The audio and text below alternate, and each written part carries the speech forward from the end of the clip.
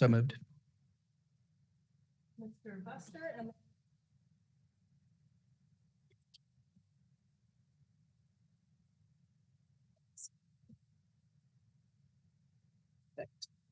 and all those in favor, please signify by saying aye. Aye.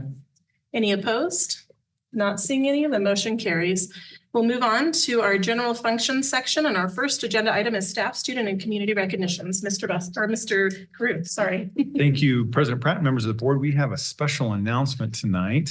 So I would like to.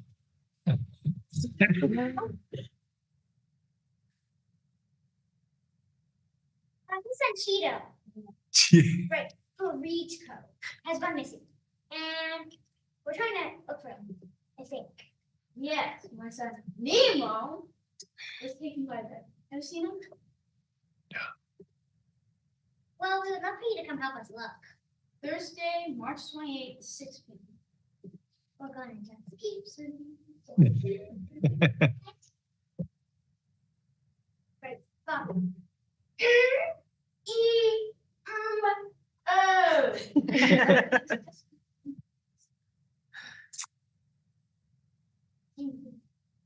I'm gonna get it. Thank you, Mr. Ford. Hi, everyone. My name is Rochelle Ford. I was here last year with Newsies. And this year we are performing Finding Nemo Junior at the Fox for a second year in a row. My students are gonna go give you your personalized invitations. And we would love to have you as our VIP guests at the Fox on March 28th at 6 p.m. Thank you. Thank you so much. Thank you. We would love to be there. Thank you very much. Thank you. Can we Thank, get a picture with them with the board? Sure. Let's do it. Oh my goodness.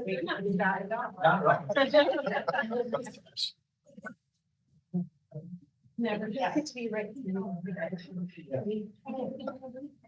Why don't we get right behind you guys? Is that okay? Yeah, right? Yes.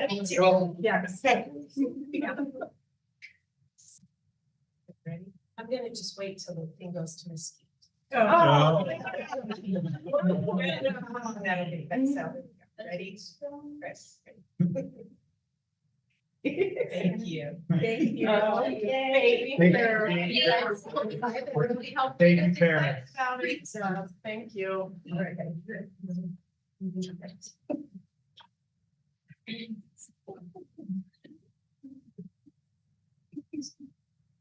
We have a few other folks up for recognitions. First, Mrs. Katie Dabney, followed by Mr. Matt Donaldson.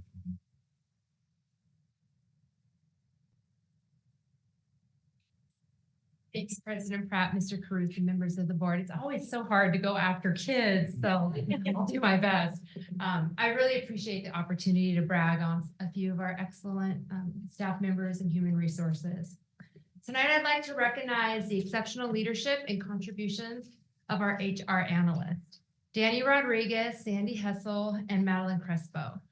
Their unwavering commitment, dedication, and efficient execution of critical tasks has significantly contributed to the success of our department. Danny, Sandy, and Madeline have demonstrated exemplary skills in managing the many essential functions in human resources. Things like the annual state-required CEDAR report, calculating and applying the benefits biweekly payroll deductions, managing over 2,200 positions in our business software. They just have so many different responsibilities, and they do a beautiful job completing those responsibilities efficiently and also providing wonderful customer service. Their leadership example has set a benchmark with their respective team. By modeling excellent customer service, they've not only met expectations, but they've exceeded them, and they've showcased what professionalism and dedication looks like in Vail. I'd also like to recognize Ali Armenta, our HR supervisor, and Laura Ensley, our assistant director of HR, for their efforts in organizing and implementing a retirement informational meeting, which was actually held this evening for Vail employees that are nearing retirement. This information meeting was the first of its kind. We've never done that before. And we had 83 employees attend, which was a really great turnout. The purpose of the meeting was to help our employees prepare for and learn more about their retirement options. And I really just appreciate Allie and Laura because they identified a need. It was something that we needed to do in our department to prepare folks for retirement. They identified that and they took the initiative to make it happen. I want to express my sincere appreciation to these staff members for their outstanding leadership, their commitment, and their exceptional performance. Their contributions have been instrumental in helping us achieve our department goals and in driving excellence within our department. Thank you, Mrs. Dabney. Mr. Donaldson, followed by Mrs. Kitzman.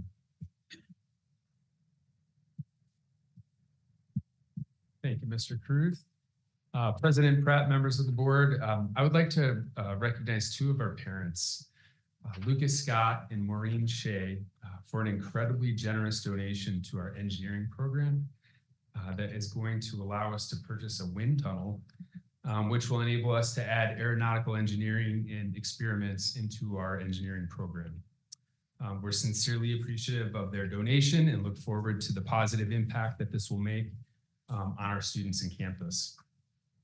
I'd also like to recognize Gail Morrison, our lead counselor, and our students on our student advisory panel. That was Adeline Zimmerano, Mohammed Diallo, Aiden Coy, Matthew Fengolio, and Anastasia Bidiman for their work with the district student advisory team to help develop solutions to unwanted behaviors on our campuses. They got together with advisory teams from the other high schools this week and just did an exceptional job, not just looking at the problems, but helping to come up with solutions for what we need to do moving forward.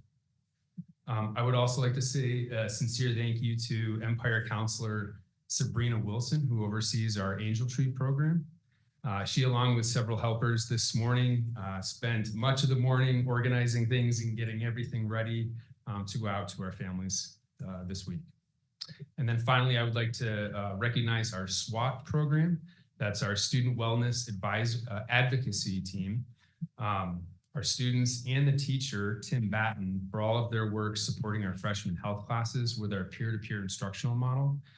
Their efforts in that model, where it's a peer-to-peer instructional program, makes such a difference. So very much appreciate their efforts. Thank you. Thank you, Mr. Donaldson. Mrs. Kitzmiller.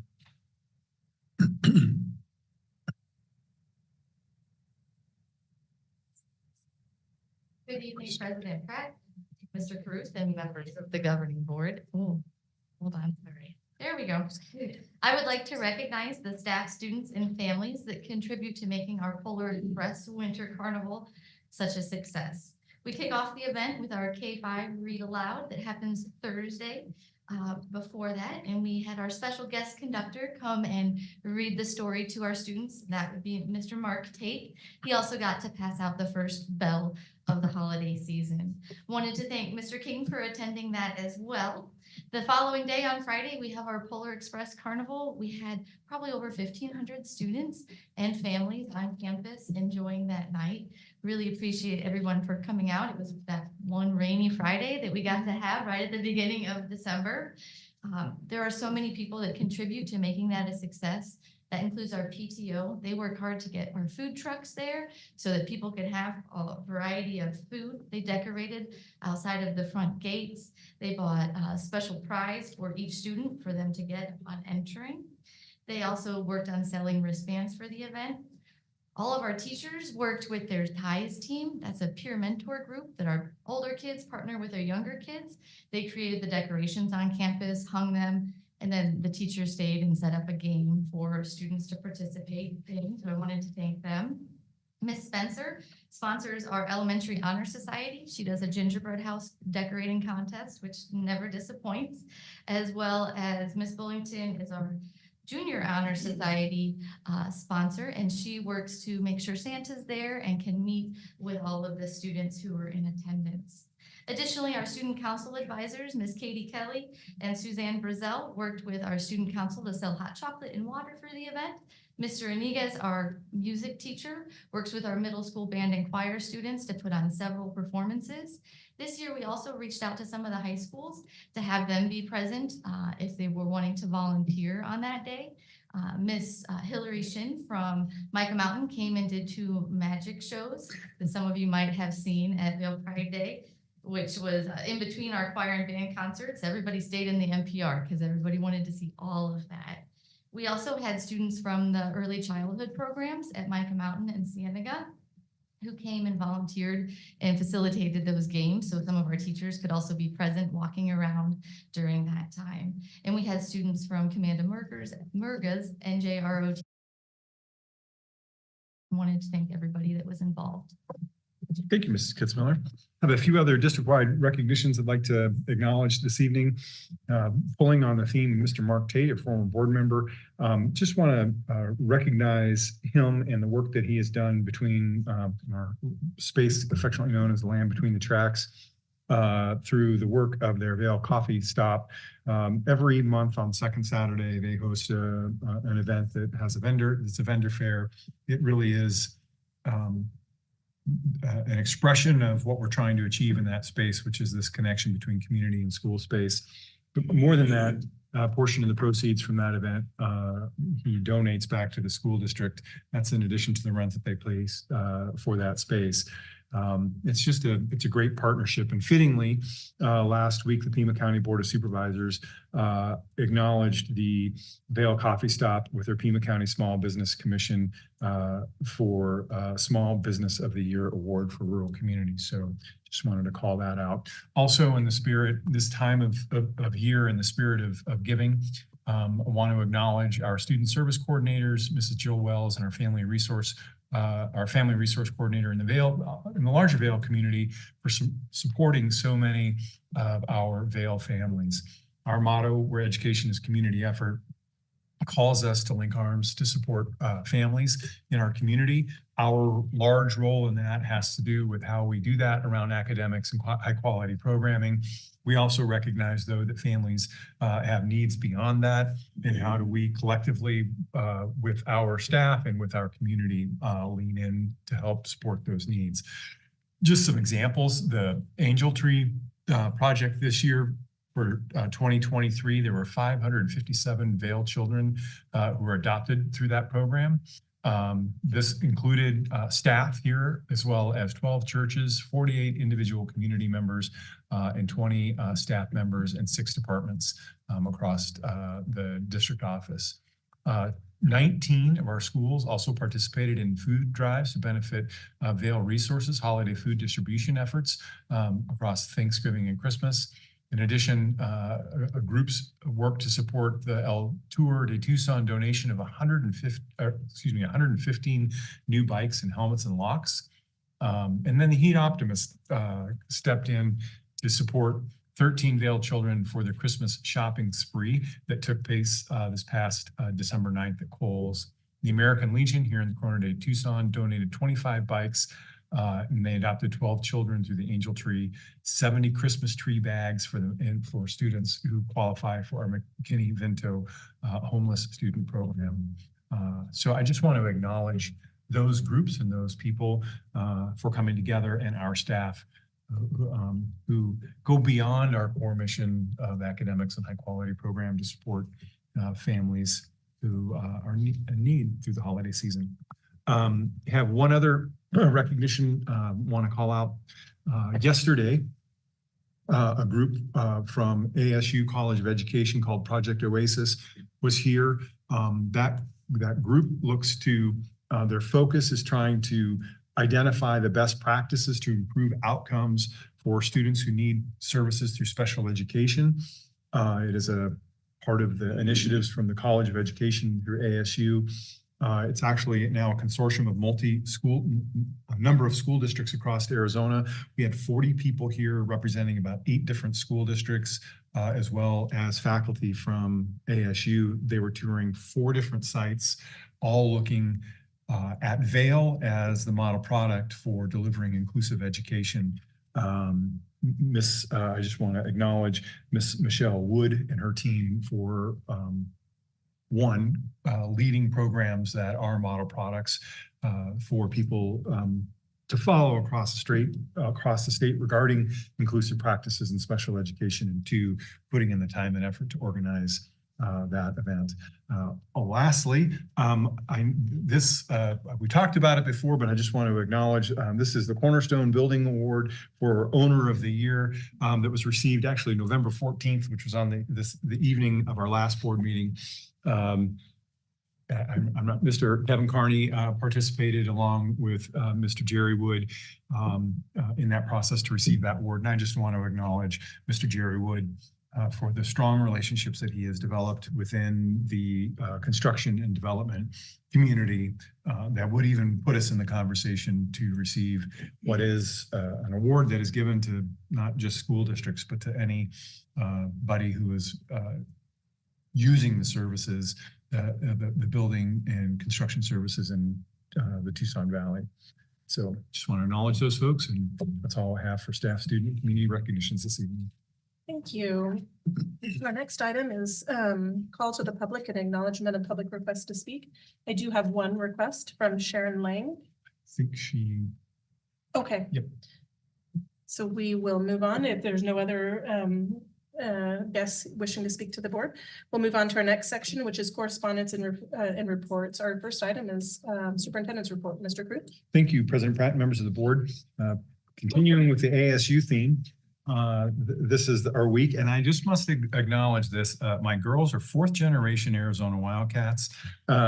So I acknowledge my potential bias in some regard. However, I also must acknowledge the very innovative work that is happening in the College of Education at ASU and their desire to reach out to us to try and partner and exchange ideas and learn from us. In that regard, for the superintendent's report, the dean of the College of Education at ASU, her name is Ms. Carol, or Dr. Carol Basile, and a couple of her colleagues will be joining us in Vail on Friday for about 4 hours to tour a couple of our schools, learn from what we're doing from our instructional model, and then just have a sit down with many of our leadership folks, especially those involved in curriculum instruction, to exchange ideas.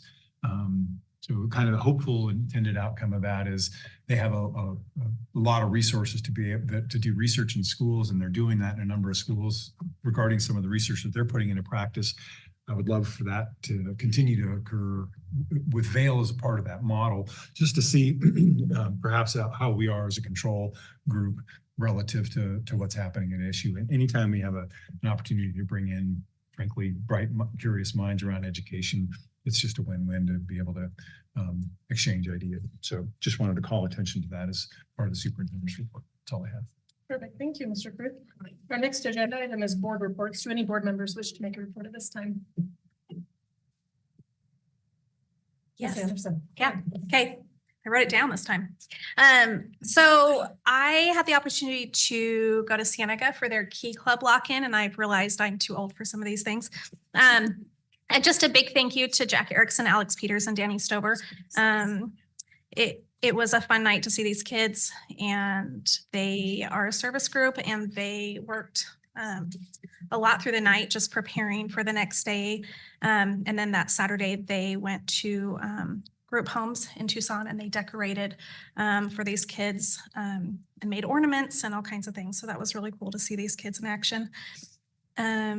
Also got to go to the Vail, first Vail District cheer event, which was really fun to see these kids, these students, high school students from Andrada, Cienega, Empire, and Micah. And so, and neat to see Andrada's new cheer team.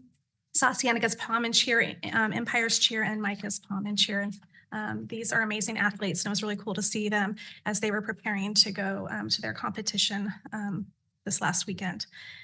I also got to go to Esmond Station's Polar Express. That's a big family favorite of ours. And I think one of the things I love is seeing all the students also volunteering and being so much a part of it. It has been a tradition in our family to go there for years. And then a couple of my favorites in December are the choir and concerts. And so last week I got to go to Cienega's Choir and Percussion Winter Concert. So thank you to Jeremy Vega and Chantel Funkus. I got to see their 6 choirs perform and their percussion. and enjoyed singing Silent Night at the end with all of the audience. Tonight, they had their fine arts showcase, which had the choir, instrumental dance, art, photo, and drama that they presented to the community. And then last night, I got to go to Empire's winter concert. So big thank you to Aubrey Wilkes and Janae Evans. I got to hear their choir and their orchestra and steel drums, and I loved it. And it was just so fun to see both their concert and ensemble choirs.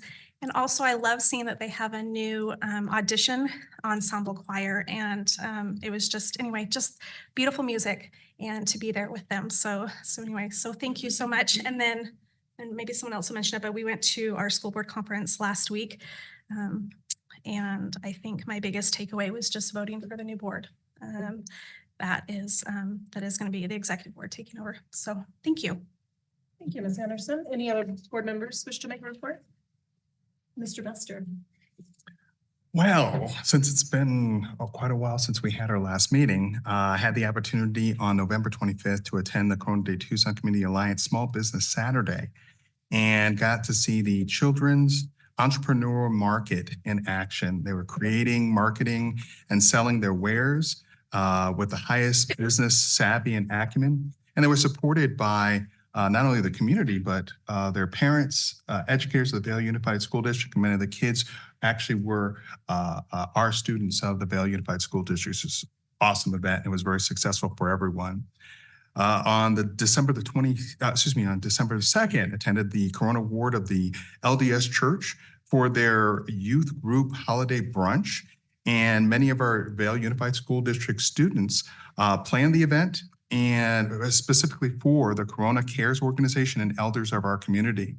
There was the strongest sense of community and holiday spirit, with youth providing festive song, music, and laughter. So really great giving back to our community. Also on the 2nd, I had the opportunity to attend 'Tis the Season event with the Vail Preservation Society at the Land Between the Tracks. It was a wonderful event with so many community families coming out and attending and sharing the Yuletide holiday spirit and sharing some Christmas song. On December 4th, attended the Vail Computer Science Night at Micah Mountain High School. Really great. Everybody knows that I kind of into innovation and technology and modernization. So really up my alley. I geeked out, I'm not gonna lie. But just seeing so many families get together and embracing the digital divide, or bridging the digital divide, embracing STEM, showcasing some amazing young people, showcasing their talents in technology. And of course, parents, where they're kind of, move over, Johnny, I want to play, or I want to do this, was really neat to see as well. So we're multi-generationally teaching individuals technology, which awesome, absolutely awesome. And then, of course, as Jen iterated earlier, on the 5th, attended the Vail Spirit Cheer Leader Showcase at Micah Mountain. Just an incredibly super talented student athletes, and they foster the highest degree of mental and physical aptitude. Really spot on. Stuff that I wouldn't dream of doing. I might hurt myself. And then obviously, as Jen iterated earlier, on December 7th and 8th, I joined our fellow board members at the and our really phenomenal award-winning staff. I'll let our administrator go ahead and talk about, our superintendent talk about that a little bit further, but it was a phenomenal opportunity to go to the annual Arizona School Board Association Conference in Phoenix. As one of the best school districts in Arizona, it was wonderful to talk about our schools, our students, our staff, just incredible to share that recipe for community-wide success. So really happy to be that catalyst in the potential success of other school districts by sharing what we do and we do right as a community. I hope I'm not completely speaking out of turn for Jen, but as Jen and I celebrate our first year of being school board members, it's with a profound sense of humility and pride that we pay homage to our phenomenal community, our superintendent, our administration, smart, professional, caring educators and staff, as well as every family supporting some of the finest students in Arizona. So hats off and thank you. Thank you, Mr. Buster. Any other board members wish to follow that? I don't think anybody can follow that. That's true. Are you good? Do you have a board? Okay. You good? Okay. A lot of great things have been mentioned. I just want to recognize as with my fellow board members, Danielle Newman for the cheer showcase that happened at Micah Mountain. What a great event. And just hats off to her on organizing that event to be able to let these teams come and perform. They did a great job. I appreciate being able to attend the ASBA annual conference last week. I wanted to recognize Chris King. Thank you so much for stepping up and being willing to serve on that board. So we are excited to have you on there and see the wonderful things you do. At that conference, I also wanted to recognize the Vail Early College program again, just for winning the Golden Bell Award and the hard work and opportunities they give to our students. And then last, I want to recognize Lainey Kitzmiller, because I cannot tell you how many times I've walked into Esmond and heard her say, well, Logan emailed me, and Logan is my 7th grader. I have no idea how he feels so empowered to be emailing his principal without my knowledge. But to me, it's a testament of the relationship that he has with his principal to be able to feel comfortable and safe to be able to email his principal with all the ideas that he has and all the things that he wants to ask her. So thank you for fostering that relationship and that culture at Esmond. So thank you. If there's no other board reports, we're going to move on to the consent agenda. All items listed below are consent matters and will be considered by one motion at this time. There'll be no discussion of consent items. Any board member may remove an item from the consent agenda by request. All items not accepted and approved as part of the consent agenda will be considered individually. Do any board members wish to pull an item? Okay, Mr. Cruz. Thank you, President Pratt and members of the board. It's recommended that the Vail School District Governing Board approve all items on the consent agenda as presented. Thank you. Do I have a motion? So move to approve as presented. Okay. Mr. Buster, and I'll give it to Ms. Tippett. All those in favor, please signify by saying aye. Aye. Any opposed? Not seeing any, the motion carries. Thank you. We'll move on now to old business. Our first and only agenda item is the 2023, 24, and 2024 and 25 district goals. It's an action item. Mr. Cruz. Thank you, President Pratt and members of the board. This was studied at our last meeting, but our last meeting feels like a long time ago.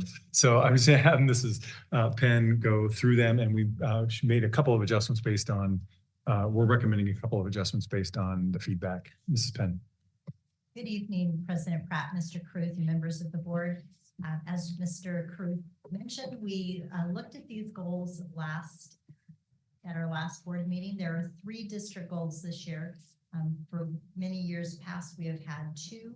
The first one focuses on our academics, and we did make a shift in the language this year, moving away from the language of every school earning an A or B to a collective look at our district as a whole, with a recommendation of a goal of having a district GPA of 3.75 or higher.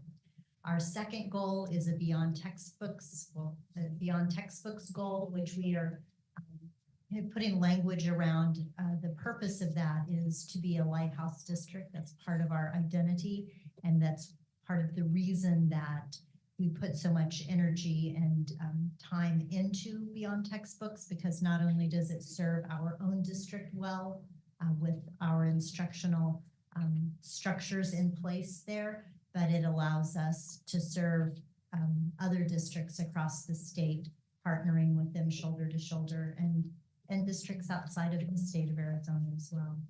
And then our third goal, which is kind of a new idea, something we haven't done before, but wanted to focus on relationship building. And so we put together with the help of not only our full principal staff, but with a subgroup of principals that really helped kind of dig through what would feel really comfortable for them. And we have that language in the goal. It has 2 parts, and both parts are a menu of items. The first piece is what sites would do, and the second piece is what a district would do, directors, superintendents, those of us who work in the district office. At our last board meeting, there was some conversation around the number of reality check lunches and the number of district meetings at sites. And so I made some adjustments to those numbers. I moved the district leadership meetings at sites from 4 to 8, mostly because we just have one semester left for this year. But I did increase those reality check lunches to 20 per year. I think previously they were 8. And I know that may not be representative of a full year as well. So if that's something that we want to come back to adjust when we have a full year ahead of us, we can do that. But that seemed to be a place where it would cause us to pay close attention to make sure that we reach that in the time that we have, and yet it was still pretty lofty goal. So. With that, I'll go ahead and make the recommendation that the Vail School District Governing Board approve the 23, 24, and 24, 25 district goals as presented. Thank you. Do I have a motion? So moved. Mr. King, Second. Ms. Anderson, comments or questions? Ms. Tippett? I really appreciate some of the changes that are happening this year with moving to 2 years in advance of goals so that we can get out ahead of the following school year, and staff have a target in place. And then I really appreciate that you heard our feedback and made some changes regarding that. I'm appreciative of the changes, and I think it represents the things that we're concerned about as a board. And I also really appreciate the addition of the relationship goal overall, as we see that being a major area of focus for our staff and our students. Thank you. Thank you, Ms. Tippett. Any other comments or questions? No. I'll just Ms. second Anderson? what Alex said. Yeah, I appreciate the changes. So Mhm. yeah, I'm taking that feedback. Thanks. Thank you. I think Ms. Tippett said exactly the comments that I was thinking. So thank you. I love the 2-year format. I think it's a really great way to be thinking and, looking forward and making goals. And thank you for listening to the feedback. We appreciate that. So if there's no other comments or questions, then I can call for the vote. All those in favor, please signify by saying aye. Aye. Any opposed? Not seeing any. The motion carries. Thank you. We'll move on to new business. Our first agenda item is the 2023-24 site leadership goals. This is a study item, Mr. Kruth. Mrs. Penn. President Pratt, Mr. Kruth, members of the board, our site leadership goals.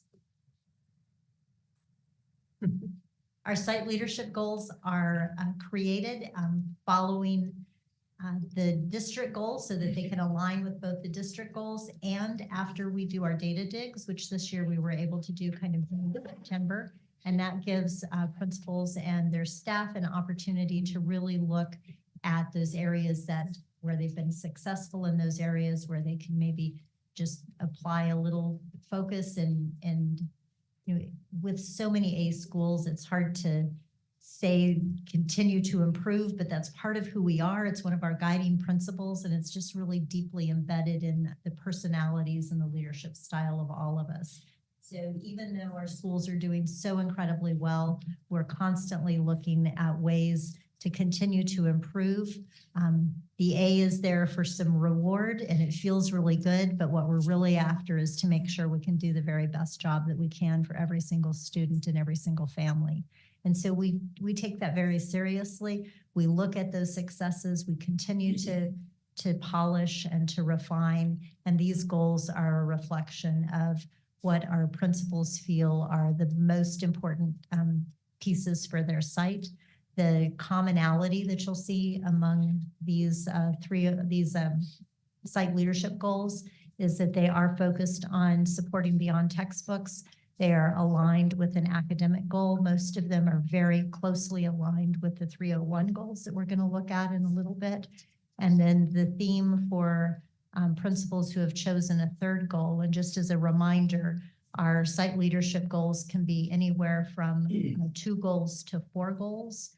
And then each of those goals is the amount of money is divided by the number of goals. So most of our principals have 2 goals. Some of them have 3. That is their choice to do that. When they have 3, the theme of that third goal has been classroom walkthroughs with providing teacher feedback, which really gets at continuing to polish our classroom instruction. And then the other kind of theme of those goals is relationship building. And you'll see ideas for how to meet that need on the individual campuses in that third goal. So the site leadership goals, they're developed on site, but we talk about them during our principal meetings. The high school, the middle school, and the elementary school principals get together. They kind of talk through how to craft those goals and what they're seeing. And it's a collaborative effort. And then they're reviewed at the district level. And then they're brought to you for study and for action in the future. Thank you. And this is just a study item, right? Yes. Any comments or questions? Mr. Dunster? I like that this is very intentional. It's realistic. It's measurable. It pushes toward continuous improvement, and it shows going back that you really have a hand on the pulse of the groups and the organization as a whole. Really spot on, very professional. Thank you, Mr. Buster. Do you have a? No. Okay. Ms. Tippett. Yes. As I looked over the goals, I could really get a sense for each individual site's targeted approach to addressing the academic needs of their particular students. It was so unique based on site. You could tell that they are using information to inform how they're changing instruction for students to ensure that students get the best outcome, whether it's digging in on reading or digging in on math, digging in on writing at the high school level. It was very diverse, and I appreciate the thoughtfulness of our leadership team in making sure that their goals align with the needs of their students and not just something from up here coming down. Thank you, Ms. Tippett. Other comments or questions? I agree, Ms. Tippett. I think it's really fun to look through these. These are not just kind of rubber stamp or that, you know, you go through at leadership meetings that principals are like, hey, what are our goals? We're all going to put the same thing down. It is, you can see that it's personalized for each school. And again, I love that there's academic goals and either relationship or something that has to do with people on there. So thank you. Any other comments or questions? I'm assuming that you're up here for one more agenda item. Okay, so we'll move on. If there's no other comments or questions, we'll move on to the next agenda item, actually, which is the 2023-24 301 site goals. Mr. Cruz. Thank you, President Pratt, members of the board, Mrs. Penn. Thank you, President Pratt, Mr. Cruz, and members of the board. Our Site 301 goals have been developed at the school site with the input of the teaching staff. You'll see that they are following very closely with our district goals as well. The Beyond Textbooks is represented across each of our school sites, and then the academic focus is personalized to each site, but it is very clearly something that has come out of the conversations around during our data dig when we're identifying exactly where principals are wanting to put their attention.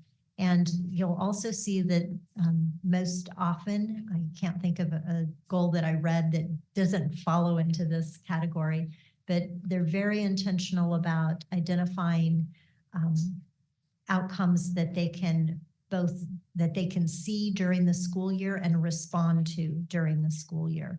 So you'll often see that it'll be a certain percentage of students, scores on either formatives or benchmarks. And then with that, after a reteach and enrich opportunity, a reteach and retest is the language that's typically used, because they want to be able to respond to how students are performing and continue to provide that instruction and to ensure that the students are meeting that target. So that's the typical language. The process for the 301 goals, they're developed at sites. There are 2 goals for the 301, that there is just 2. There's not an option for a 3rd or a 4th. And then they're also taken to site council and have site council approval before they come here to be brought to you for final approval. Thank you. You just answered my second question. Comments or questions? This is a study item. Ms. Tippett?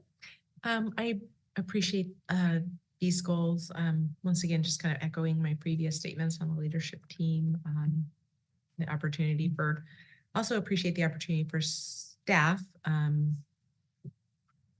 to set some goals and be compensated for their work at achieving those goals. Mr. Carew, can you remind us about some of the changes to 301? Is 301 still particularly tied to this, or to I guess performance? Great question, Mr. Cruz. Thank you, President Pratt. Ms. Tippett, the short answer is no, legally. The longer answer is we choose to do that because it's a practice that we have used for a long period of time. So we're in the budget process. Mrs. Quiros will often remind us that we have the three buckets under 301 funding, one of which was to provide incentive pay for staff. Those have, by statute, by law, been collapsed into one bucket, but for many reasons, and I think in this regard, specifically, we continue to use those funds that are collected, a portion of those funds that are collected under the 301 process to use for funding to incentivize target goals. Mrs. Quiros, is there anything else any clarifications or anything else you'd like to add on that? No. Yeah. Did that answer your question, or do you have a follow-up? Yes, I just wanted to make sure that anybody listening who is not familiar what 301 is, is plugged into why we do this. Yep. Historically, that was tied to a portion of the sales tax that's shifted over the years with some of the legislation, but and that was tied to 3 buckets, one of those buckets being the requirement that there was incentive for teachers. So those things have just been expanded. And actually, those 3 buckets have been collapsed and have some more flexibility, but we believe that the process of aligning district goals, site goals, to pieces that move the needle on outcomes for children is still a really important process, and so we continue that practice. Thank you. Any other comments or questions? I do have one quick question. I noticed on the site leadership goals, there is a different payment if they're using it for tuition. Is that the same with this one? It is. Okay, it is. Yes. Okay, thank you. Am I right on that? I'm sorry, let me double check with Michelle. I'm saying that, but I'm. Vail vouchers. Vail vouchers, they can use Vail vouchers. Yes. And that's for the tuition? So specifically, the site leadership, it says, I'm sorry, let me look. It says an additional 50% if they're using funding for tuition purposes. Is that the same? So the rates are over $200 when they pay them out to 0, and over $300 if they do Vail vouchers. Yeah. Which is Tuition. Okay. Perfect. Perfect. Thank you so much for that clarification. Thank you. Thank you. Perfect. Okay, we'll move on. The next item is an inform item. It's our Beyond Textbooks update. Mr. Kruth? Thank you, President Pratt and members of the board. Justin Chesborough, our Director of Beyond Textbooks, is here to just give us an update of Beyond Textbooks overall. We've been doing Beyond Textbooks now, as he's going to explain here in just a minute, for 15 years. We've had a lot of visitors, and not just through Beyond Textbooks, but recently through ASU. It's caused some reflection what is our instructional process and instructional changes that we've gone through over the years. And we really dove into that in earnest in the early 2000s, started to see significant results around 2003 through 2007. And really shortly thereafter, leveraged some of the technology and said, hey, we're a small school district. How do we help? And out of that process came this crazy idea Beyond Textbooks. And it is really in the underpinning of support for over 100 partners now across Arizona and a number of states. So Mr. Chesborough is just going to give us an update on where things are. Mr. Chesborough, take it away. Thank you, Mr. Kruth. Appreciate that. President Pratt, members of the board, good evening. I heard Mr. Buster use words like recipe for success and what an outstanding school district or earlier. And I'm just so proud of the fact that Beyond Textbooks can take that recipe for success and work with other school districts and organizations across Arizona and other states as well. So my goal is just to give you an update in terms of that recipe, general 30,000 foot view of some of the things that we're doing. I want to start off with this metaphor. You know, as I watch football, I always find this funny when coaches are on the sideline and they're doing this. And there's a point, right? They don't want the other team to know the plays. This is so opposite and anti of what we do. We are not covering up and not sharing our plays. I love the fact that Vail is willing to share the playbook and share all of our plays. So with that, and Ms. Peterson, I apologize, it's not Andy Reid, but you get the metaphor here. Our goal here is to provide the playbook to our BT partners and say, here are the plays. It's been working well for us. If you implement, you're probably going to see some good results. So honored in the fact that BT is, believe it or not, in year 15 now, and still, knock on wood, running strong. So I just want to give you a general 30,000 foot view of some of the updates and things that we're doing from a Beyond Textbook standpoint. And the 5 things that I want to share with you, our first one is just the fact that we're making a difference in other organizations. And I'll give you some updates or some examples there. I want to talk about our expansive outreach. We never envisioned this leaving our district, let alone the state. I want to tell you our impact and where we're at these days. There's been a financial positive impact to our district in general and to our staff.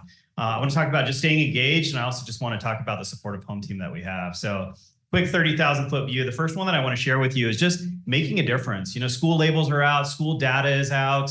We've seen really positive results from our partners. The majority of our partners have either maintained or improved their school labels. Many of our partners are above the state average for math and ELA. My last newsletter, I highlighted 30 or 40 examples of just partners and some things that they're doing really well. I put these 3 testimonials up on the screen. I love these, by the way, and we've been getting a lot of these as a team. First one is Seth Staples, superintendent up in Ash Fork. When we first rolled out BT, Benson was our first partner, and they became the #1 ranked school district in 2012. Ash Fork bumped everybody out and moved to #1 in 2013. So it's exciting to see that they were doing BT, went off the road a little bit. They're back on board with it, and they're an A-rated school districts. The second partner, they actually used BT for a number of years. They got both of their schools up to A labels. They left BT for a little bit, and they dropped to C and D when they moved away from BT. They just came back, and you can see that they're both A-rated schools now. And then the last one, brand new partner. You can see the excitement in the email and the voice of that superintendent that they're really making some progress. So I just love the fact that we continue to make a difference with our playbook, with that recipe for success that we're providing to our BT partners. So that's #1 of our 5. Number 2 is just the expansive outreach. Mr. Kruth alluded to the fact that we're over 100 partners. We're on 125 partners that we work with. And when I say partners, it's school districts, it's charters, it's private schools, it's BIE schools on the reservation. We work with every makeup of school.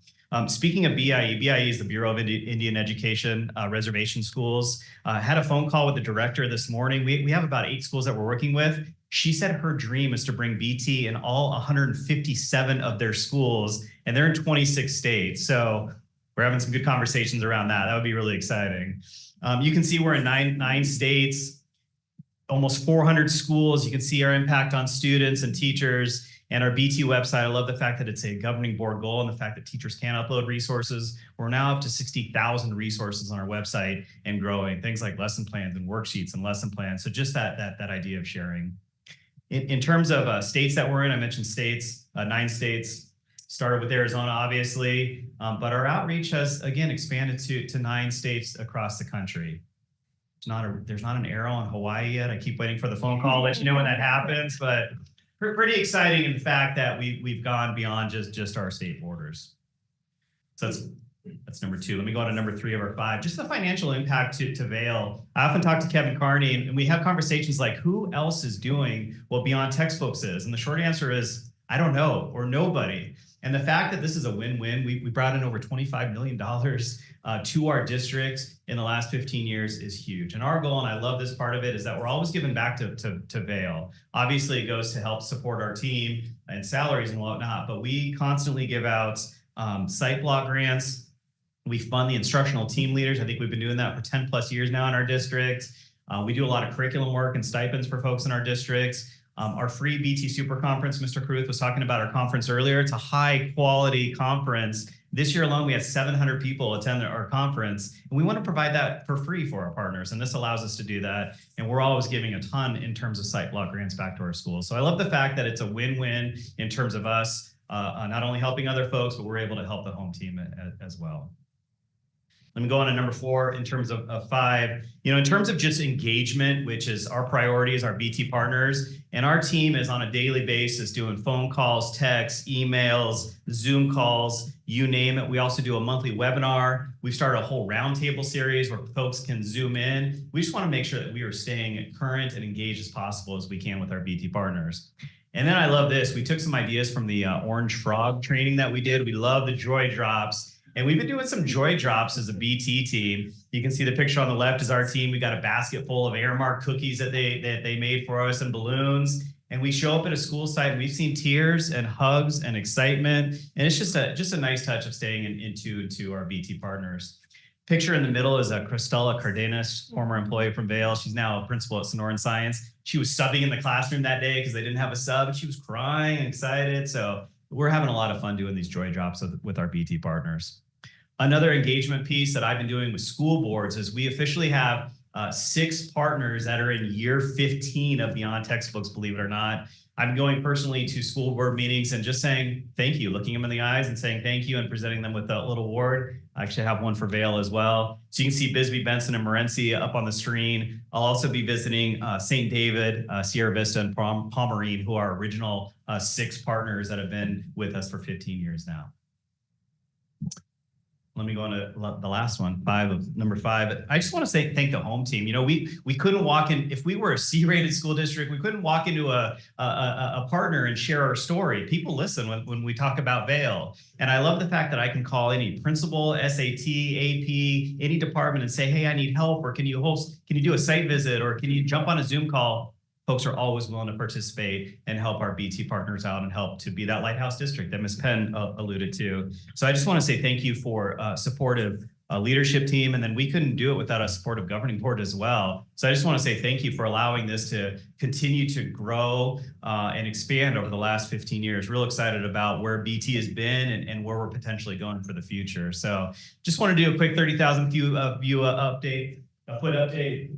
I also have our theme for our super conference this year was The Beat Goes On. So we had a little platinum album made for Vail specifically. The Ludlums did a really nice job in terms of 15 years. So I'll hand it over to you, Ms. Peterson, but again, just want to do a general update. So thanks for the opportunity.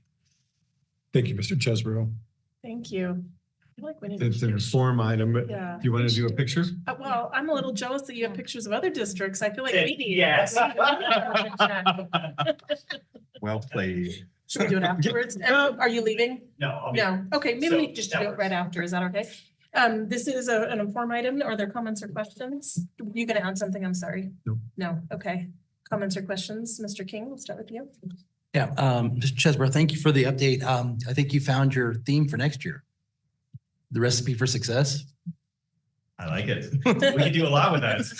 Absolutely. And the super conference was really great this year too, seeing how everybody kind of came together and how everybody kind of put, had skin in the game. All the presenters had skin in the game.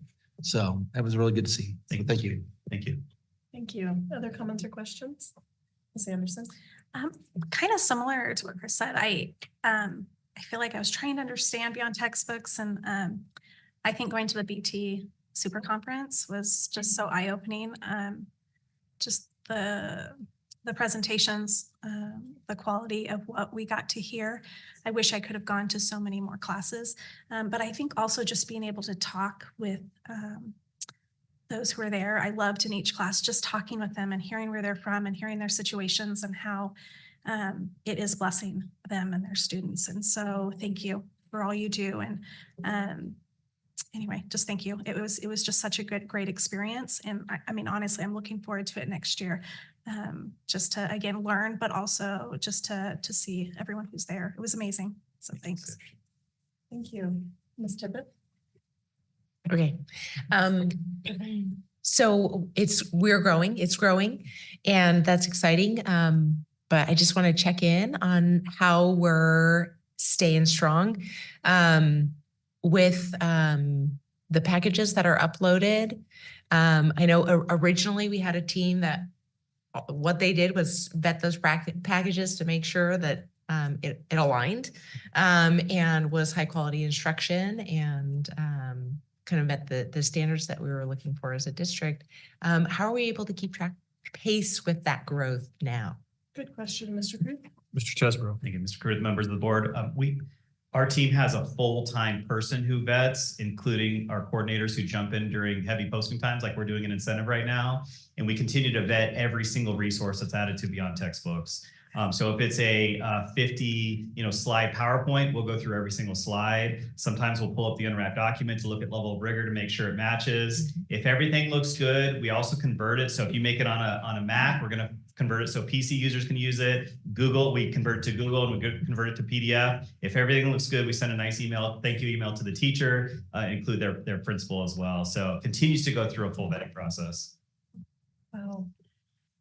So that's interesting that you say a full vetting process. To me, I think a full vetting process is somebody uploads something and then you guys do your vetting process and the teacher never hears from you again. And to hear from you that you guys are sending an email to say thank you, that's incredible. That really is incredible. Yeah, thank you. Ms. Tippett. Okay, I know when we first got started, we were kind of in like particular lanes. And over the years, I think BT has worked to expand kind of the areas of curriculum where resources are available. Like, tell us about what's happening in fine arts, CTE, and maybe even like mental health. Great question. Mr. Cruz. We have certainly added lanes to the BT bowling alley. Mr. Chesbro. Mr. Cruz, members of the board. Yeah, that's a great question. I think of, the Apple product and it was just a computer and now it's so much more in terms of products. And we've expanded our main lane, if you will, is still the instructional framework that Mr. Cruz alluded to. We will never veer off course with that. But we continue to add areas like fine arts, and we get our music and art and PE folks involved, and they have eyes on it. This isn't just the BT team making changes. We also always bring together committees of, hey, what can we add? How can we do better? We're doing a section now on ACT and how does that connect to the standards that we have at the high school level. We're expanding our behavior standards and some of those support. So it's constantly bringing in committees, talking to teachers, real practitioners of, what can we add? How can we continue to improve? Go ahead. Sorry, this is just so great to talk about. And tell us about involvement of our partners who are out of state. Like, are they all in on submitting resources and where they may be in a place where there are different standard requirements based on their state legislature versus ours? How do we help them? Mr. Cruz. Mr. Chesbro. Mr. Cruz, members of the board, Ms. Tippett, that's a great question. We're real excited when partners do well. I alluded to Benson being the #1 ranked school district in Arizona, and then Ashford. There's a tiny little district in northern Idaho, the Troy School District. And when they first partnered with Beyond Textbooks in 2015, they were 59th ranked in the school district. And then they went to like number 20 and then number 9. And last year they were the number 1 ranked school district in Idaho, and they are all in. In fact, we did a panel discussion at our VT Super Conference, and Claire Vogt was one of the presenters on the stage. So, you know, there's varying levels of engagement with BT, whether they're in Arizona or not. I'd say for the most part, our out-of-state partners are pretty well engaged. One challenge that we sometimes encounter with out-of-state partners is that when it comes to Common Core standards and what's on BT, math, reading, and writing, we're aligned no matter what state you're in. It gets a little tricky with science and social studies. You know, science 4th grade is all Arizona history. If they want to learn about the Grand Canyon in Wyoming, great. But so they may not do social studies and science as much as ELA and math, but those folks that are doing are having some pretty good results overall. Great, thank you. You still have tickets. I'll still need more tickets for your questions. So any other questions? Just a comment, you're really changing lives for the positive. So I'd say keep moving forward, especially toward the goal. Thank you, Mr. Buster. Any other comments or questions? I think about your very first slide with the football coach covering his mouth. I don't know much about football, but I do know that. And I just think it's human nature that when you find something or you're good at something, you know, want to keep it a secret, or you want to, you know, perfect it, and you don't want others to be good at it. And I think that going against that human nature and being able to reach out, just thank you so much. Looking at the impact both in our district and really just around the whole country, it's just incredible to see. So thank you. Thanks for doing that. Any other comments or questions? Okay, thank you, Mr. Desborough. We're going to move on to our 2023-24 classified pay guide. This is an action item, Mr. Kruth. Thank you, President Pratt, and members of the board. I'm turning it over to Mrs. Dabney here in just a second. This is the first year in 3 or 4 years where it's really a pretty minimal, actually it is a minimal adjustment. We're not having to make a big mid-year adjustment. So with that, Mrs. Dabney. Thank you, President Pratt, Mr. Cruz, and members of the board. So the new Arizona minimum wage will take effect on January 1st, so just a few weeks from now. And it is a 50-cent increase. So the current minimum wage right now is $13.85, and it's being increased to $14.35. The good news for us is when we revised our classified pay guide on July 1st, we had accounted for what that minimum wage increase would likely be. And so our classified pay guide was increased by 7%. So all of our leveled positions and all of our employees in a regular position are already over the minimum wage. And so will not be affected on that January 1st new minimum wage. We do have a couple of temporary positions that are tied to minimum wage. And so on our classified pay guide, all of the levels stay the same, all of the amounts stay the same. On page 5, the very last page, there are those temporary positions. So there's 3 of them. One is our student workers.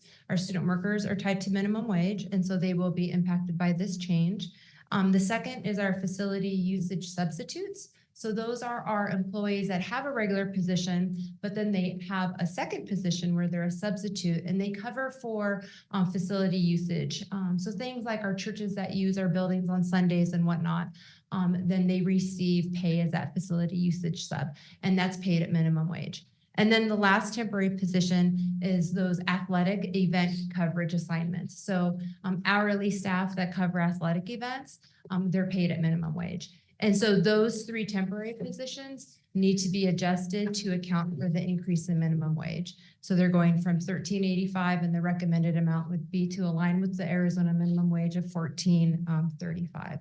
So this is an action item because the minimum wage takes effect on January 1st. And with that, I'll make the recommendation that the Vail School District Governing Board approve the updated 2023-2024 classified pay guide as presented. Thank you. Do I have a motion? Motion to approve as presented. Thank you, Mr. Buster. Second. Seconded by Mr. King. Comments or questions? Ms. Tippett. I'm grateful for the work that we do in the budget process to make sure that we get out ahead of this, and so that there's minimal impact at the time of the adjustment in January. I'm wondering if you can remind us when Arizona is required to meet that $15 an hour threshold. Sure. Yes, thank you, President Pratt, Mr. Cruz, and Mrs. Tippett. The requirement is January 1st, 2025, but our first level in our regular position is already at 1505. So we're already at that point. Now we know there's going to be an adjustment based on the rate of inflation. It is that consumer price index, the August over August number, which is what is used to base Arizona minimum wage on. There's probably going to be an adjustment again, but we're already at that threshold that the statute requires. Great. Thank you. Any other comments or questions? I have one question on those 3 employee groups. And I apologize if I'm not understanding it correctly, but the second 2, the ones who have, it's like a second assignment essentially. Are they typically, would this be overtime for them then, or this is just, I guess help me understand that a little bit, Mr. Cruz. This is Dabney. Yes, thank you, President Pratt, Mr. Cruz. It could put them into overtime. Several of our hourly staff members don't work a full 40-hour week. In fact, the majority of them do not. Okay. And so it just really depends on what that coverage assignment is. If it's a 3-hour assignment, most likely it won't put them into overtime, but in certain circumstances it can. Okay. Okay. Any other comments or questions? If not, then I'll call for the vote. All those in favor, please signify by saying aye. Aye. Any opposed? Not seeing any, the motion carries. Thank you. Our next item is item E, the bond report. It's an inform item. Mr. Cruz? Thank you, President Pratt, members of the board. This is an annual requirement to provide a public update on where we are with our bond expenditures. So Mrs. Kudos. And as she's coming up, I'll just say it's hard to believe we are approaching 2024 and our bond was almost 6 years ago now. So.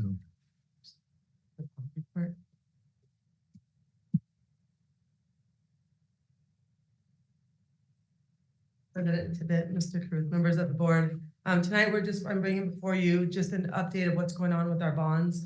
It's an annual requirement, like Mr. Cruz had said.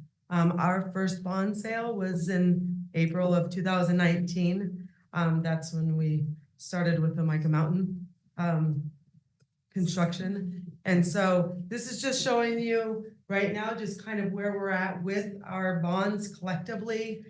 This report just shows by each category that we have to keep track of all the different expenditures, what our budget was, how much we've spent, and the balance that we have available in that particular area. So, for example, the technology improvement and upgrades, our budget for the bonds was almost $2 million. We spent almost $2 million, and we have $5,000 remaining. So these reports, I have to be able to provide all the purchase orders, how much we've spent, all of the vendors that we've spent it with, and we have to make sure that we stay within each of these different categories because that's the way the bond was approved. You can go ahead and scroll down. I'll just kind of go to the summary of this. The very bottom, it just shows that that in the bottom highlight that's the $61.3 million, which was approved in November of 2018. Of that, we spent just under $52 million. And so we have about 9.5 remaining. What's remaining of that, and you'll see that bottom section of our April 2019 bond, we have about $382,000. That's for just some very small projects we have, some small projects going on in Andrada. We're just trying to wrap up some additional projects that we did. We did some soccer field, we did some concession stand, we did a walkway for them. So there's just some final things we're doing there. Restrooms are one of the projects that we're working on to finalize fields for our middle schools, and then some carpeting. So we have some little projects that we have going that we'll finish up probably by the end of this year. Nothing very big. Same with the April 2020 bond that we did. And then you'll see the very last one is April 2024.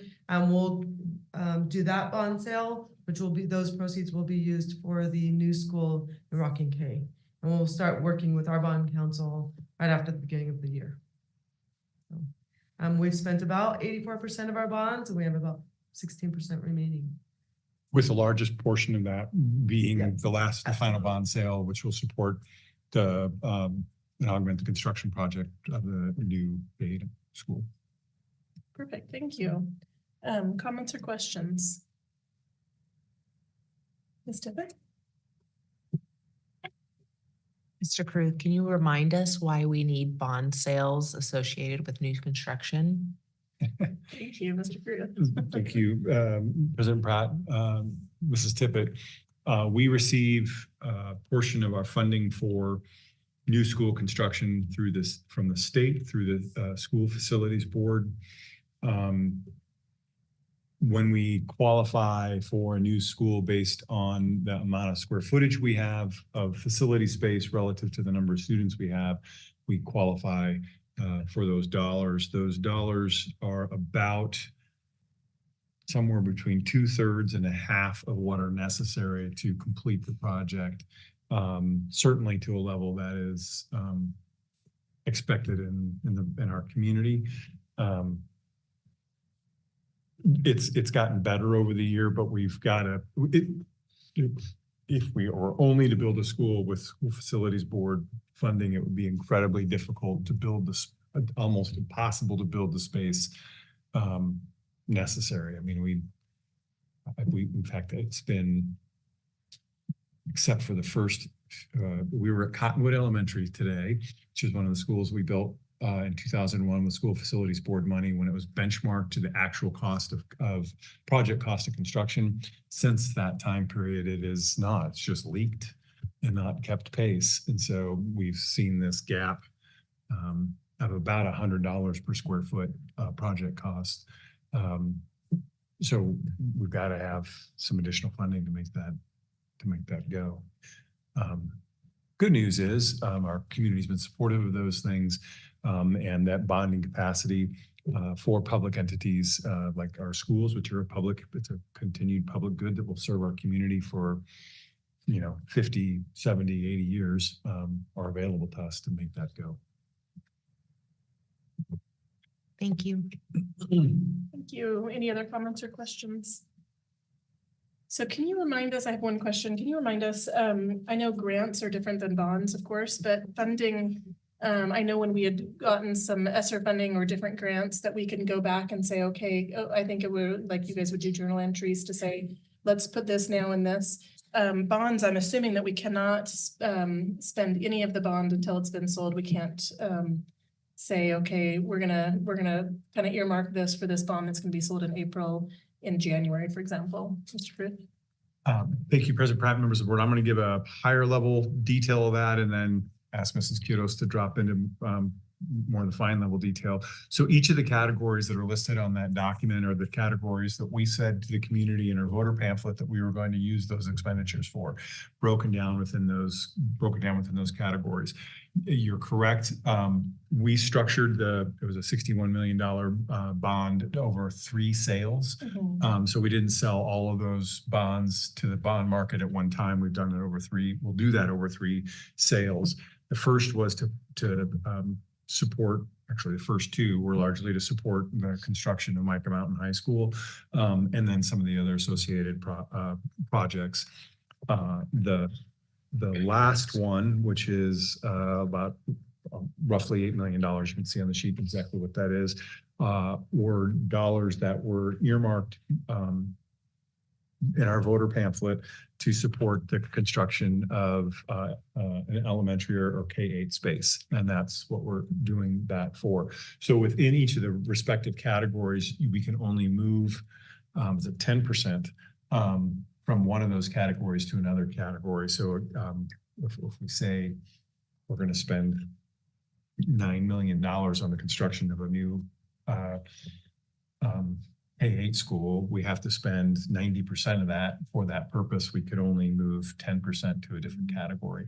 We can only move those things within the categories that we laid out to the community. That's the frankly, it's part of the reason we're required by statute to do this, is to report back not only to the board, you are the representatives of the community, but it's also to publicly communicate that what we're using those bond dollars for. So it's really an effort of transparency with the public funds.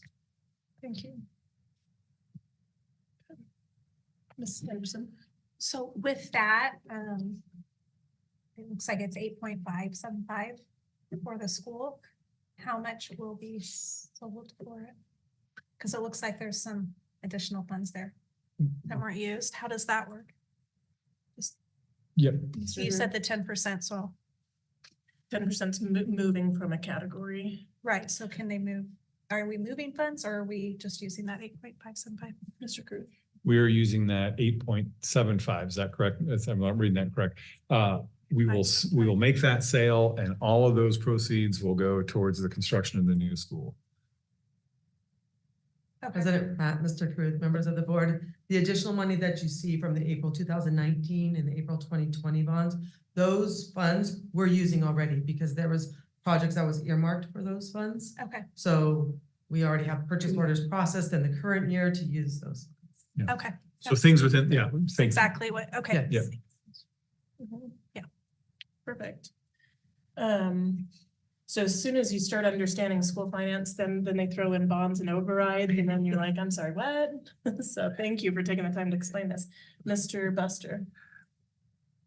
At the rate of anticipated growth currently, after the Rocking K School, do we foresee a need to bond going forward? Or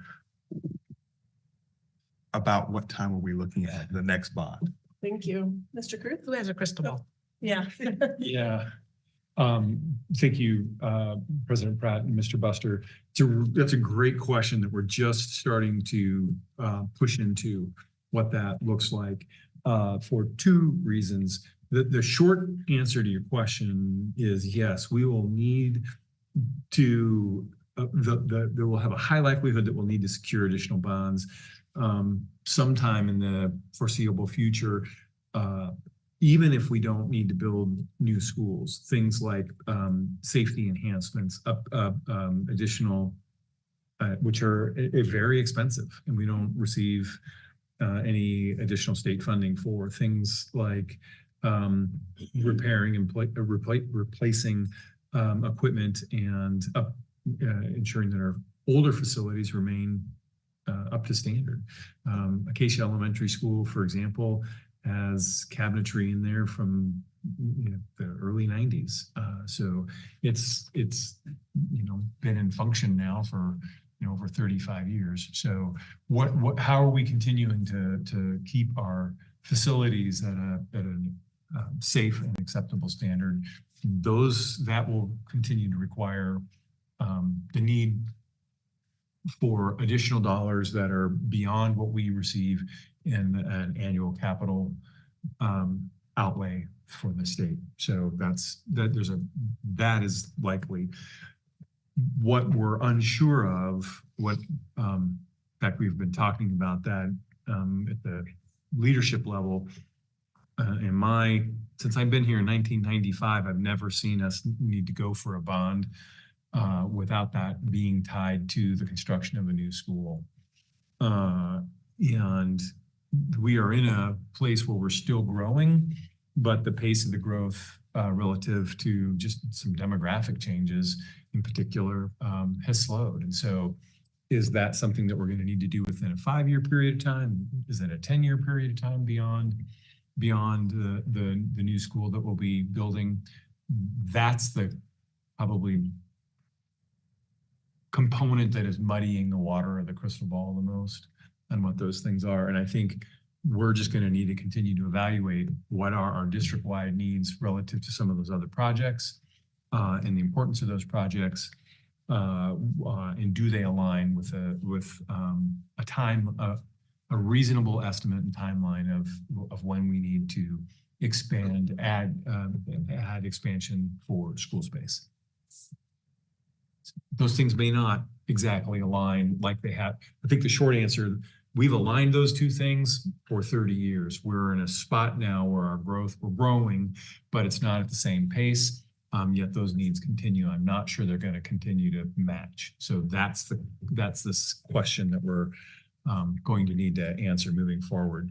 The other thing relative to bonds that we want to pay very close attention to, the bonds are tied to our overall assessed value within the school district. And so what is that? So that we are, if we go to ask for the question, that we are not, we're asking a question that doesn't require a significant tax burden on those that pay property taxes in our community. So how are we aligning that? So those would be the pieces that we will need to evaluate moving forward. We are, as I mentioned, in year 5 of this, and we're pushing year 6 for this bond. So historically, we would probably be starting to think about and look for what does that look like next. We're in a little bit different situation than we have been historically. Are there other means of gaining resources like grants that we're pursuing cross spectrum at any level? I know when Mr. Wood comes, like he'll talk about grants that he's received for different things, or SFB paying for things. Mr. Kruth, do you have an answer?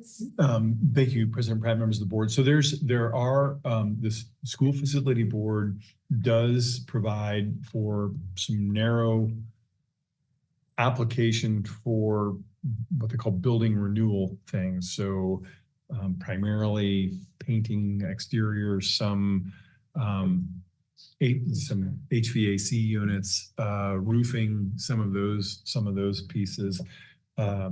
It's a long application process. When an HVAC unit goes out in August, waiting 4 months for that repair is sometimes really challenging, but we pursue those really hard and have been successful about knocking those dollars down. But they don't do things like replacing, worn and broken office or millwork in classrooms and those kinds of things, or replacing carpet, or some of the other components, remodeling bathrooms that are 30, 40 years old. They don't go to that level of detail. So while the SFB has standards for safety for schools, the state does not fund those. There's no dollars for those. So that's an area that we will need to continue to push into and say, we've carved out and we'll continue to carve out a chunk of the capital dollars that we receive to continue with safety improvements. But some of those pieces are really expensive and require a very large capital investment to make the next significant jump. So those are all reasons while bonding for those larger pieces and larger projects is likely to remain a necessary tool for us into the future. If I could, one last question. In regards to safety security for our schools, I know there's been some talk at the Arizona level in regards to providing different vehicles to gain resource officers, potentially utilizing retired post-certified law enforcement officials to come back and serve our schools as resource officers. From your vantage point, has the state offered any funds to go along with that? That's great. President Pratt, members of the board, I want to be real careful to stay in the lane of the agenda item. So I will, regarding the bond piece,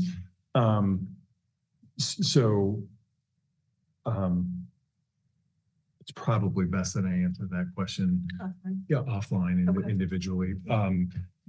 The short version is that we can't use bond funds you wouldn't use bond dollars to purchase people things. So relative to this item, but I'd be happy to answer to talk about that or bring that back as an agenda item to talk more specifically about. Perfect. So just because of the open meeting law, then he'll speak to you individually, and then if needed, if you'd like, then we can bring it back as an agenda item to study. Just that. Did you have an additional one, Mr. Buster? Are you good? You're good? Okay, Ms. Tippett? Yeah, thank you. I just,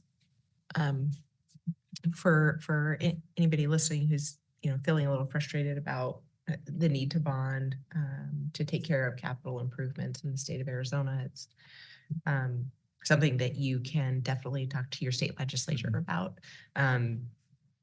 there's a reason that there aren't private dollars out there to try to go out and receive grants for, because those private institutions are assuming that the states are taking care of capital funding in their school districts and for their children within their state. And the reality is, on the capital side, it just hasn't happened in the state of Arizona. So just wanted to provide that piece of feedback. Thank you, Ms. Tippett. Any other comments or questions? Okay. This is an inform item, so we will move on to our next agenda item, which I'm assuming you're going to stay here for. It's our FY23 override update, also an inform item. Mr. Cruz?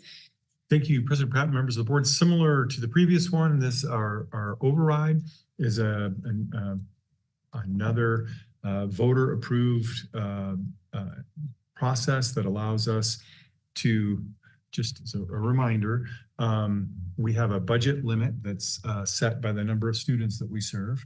And so we can spend 100% up to that limit to take care of our needs. And so that's the cap. What an override does is the community, if it's approved, we can go beyond that limit. But in other words, it's totally formula driven. The number of students that we have receive a number of dollars for those students. What the override allows us to do is go above that limit by whatever is voter approved. In our case, it's 12.5%. So this is the annual process to report about that and what we have said we would use those dollars for and what we're actually using those dollars for. Mrs. Quiroz. President Pratt, Mr. Cruz, members of the board. So tonight we're just presenting to you just how those funds are broken down. We do stay within the pamphlet that or the guidelines that were established when the override approved. And so the breakdown for FY23 is the actual expenditures that we realized with these bond funds. And then we do a projection for what we expect to spend in FY24. We're seeing about a $240,000 increase from last year to this year, which is not very significant at this point. And it's also based off of our prior year average daily membership, the calculation for the override. Like I said, we've stayed within our guidelines. We're maintaining the programs and the staffing that we've said we would since 2016. So, the amounts are going to fluctuate because the increases of pay that we've been fortunate enough to be able to provide, and then also the change of our benefits, whether it's regular benefits, the retirement, or if it's medical, dental, vision, just because these are positions that we are covering. Thank you. Okay. Comments or questions? Ms. Tippett. I just want to take a minute to just thank the community for supporting the Vail School District in this opportunity to provide additional funding to increase programs at our school and make sure that we're addressing class sizes and making sure that our kids have access to specials at school and additional fine arts education. I think recently heard a statistic that the top 20 schools in the state of Arizona actually have an override. They operate on an override. And so I think there is a reciprocal relationship between our success as a school district, student success, and the community is willing to pour resources into ensuring their success. And so just a huge thank you to the community for supporting the previous bond and our current override. It really is a huge deal. And thank you. Thank you, Ms. Tippett. Any other comments or questions? I agree. Thank you. These are critical programs and critical funding. So thank you to our community And thank you very much for explaining these so well to us, Mr. Cruz. Yeah, one other thing, since it's a item and other people may be watching or listening online, the override is something that isn't in perpetuity. It requires us to go to, if it's to continue to go back to the voters to continue that. This was approved in November of 21. I think we have 2 more years, if I'm doing the calculations right on this, before we would, 1 to 2 years before we would need to go back to the voters. I think 25, 26, if I'm doing the math right. And Mrs. Kudos can give me a thumb up on that. But a main point on this is it is not something, it's something, so we often get the question, why are we going back to the community and asking for this, for the funding on, when in regard to the override? Really what we do is there's a time window on it that's 5-year time window once it's approved. Is it 5 or 6? 5. Yeah. Well, 7, 5 fully Funded. Fully funded. And Yep. reduce it by a third. Yeah, so 5 fully funded years. And for that, even though it was approved in 2021, that first full year starts in July of 2022. So it's 5 years from that point. And then if it's not reauthorized by the end of the 5th year, it starts to step down unless it's reauthorized. So we have to go back to the community every 5 years to keep that level of funding in place. So I just want to, this is part of the process of providing transparency on what we asked for those funds to be used and what we are actually using those funds for. It's also just an opportunity to remind folks this is something that's the community will continue to get a say in whether they want to continue those funds or not. Thank you. So to clarify, we can, so it's every 5 years, we can, but we can ask for it 1 year early. Is that 5 years, the 1 year early, or it could be 4 years? We could ask for it, but thank you, Ms. President Pratt, members of the board. We could ask for it in year 4. The years 6 and 7. So 5 is fully funded. Okay. 6 steps down by a third. 7 steps down by another third, and then it goes away. So that's the way that works. So we must have it, and we must have authorization no later than the 5th year for the funding to continue at its full amount. Okay, so we can go back, we can go out as early as 25, November of 25, or wait until November of 26. We will need to check the exact date, but I think that's correct. Okay. Yeah. Sounds good. Thank you. Any other comments or questions before we move on? No. Okay. All right, our next agenda item is an exciting one. It's IFB 24-009-28. I think, or is that a B?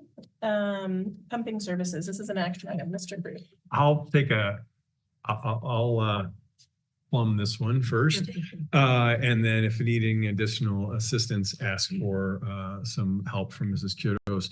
So all of our grease traps in our kitchens need to be serviced regularly. And that's a strain. So that's a sticky job that is difficult for us to do and our staff. So this is an RFP to have a service come and help us with that. So that's a 15 because of the dollar amount it needed to go out to bid. Mr. Wood did let me know that we put this out on the street as a request for proposals or an RFP. And the first time we did it, we didn't receive any return responses. The second time we did it, we received 1. So the anticipated cost of this is $15,000 annually to service those grease traps in our kitchens. So we can use our general district operation funds to be able to do that. So with that, I'll go ahead and make the recommendation that the Vail School District Governing Board award IFB 24-009-28 plumbing services to vendor Busy D Plumbing Inc. as presented. Thank you. I'll accept a motion. Motion to approve as presented. Thank you, Mr. Buster. Second. Seconded by Mr. King. Comments or questions? Mr. King. Yeah, does this have like emergency response? Say something happens in the middle of the night and you get a grease trap backup. Does that send them out? Does that bring them out on that emergency call out? Great question, Mr. Crew. Mrs. Kudos, I wasn't involved in the actual RFP process, so I don't have that level of detail that Mrs. Kudos does. With members of the board, yes, it does. It does include that. Great. Thank you. Other comments or questions? I would say on the same note, preventative maintenance as well. Yes, that's the intent. That's the primary intent. Excellent. I have two questions about this. One, you may not be able to answer. I know that we have a local septic pumping. I'm just surprised that, first of all, we didn't get any response, and then only one that wasn't a company. I know you can't speak for why people do things, but is this just because it's a really specialized thing, or do you feel like, yeah? Okay. Yeah, Mr. Blue. thank you, President Pratt, members of the board. Yes, it's not septic pumping per se. It's more of a specialized process to treat grease traps. So I think that's part of it. Mrs. Kudos. President Pratt, Mr. Carruth, members of the board, there are actually several other vendors that we have worked with in the past, and we were quite surprised that none of them responded the first time. And so we've been working with the county health department to help us get out there, try to get more companies to respond, and then we had one that responded. So there are several vendors that are out there. It's just we're not sure why they didn't respond. Okay. Can you remind me, or is this how long is this RFP for? This will be, it's an invitation for bid, and it's for 5 years. It's for 5 years. They can Okay. renew it for 5 years. Okay. Thank you, Ms. Anderson. Have we ever had this contractor work for us before? Mr. Ruth. What was going? Mrs. Kudos. President Pratt, Mr. Carruth, members of the board, yes, we have.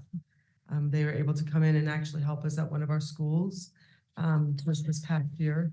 And so because we couldn't get others, we couldn't get a response, and we needed a company to come in and help us. We had to have one of the grease traps pumped.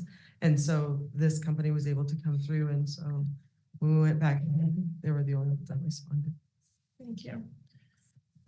So just one more clarifying question. So it says to service the grease traps and septic tanks. Are they only doing grease traps then? Do we not have, I don't know if we have septic tanks.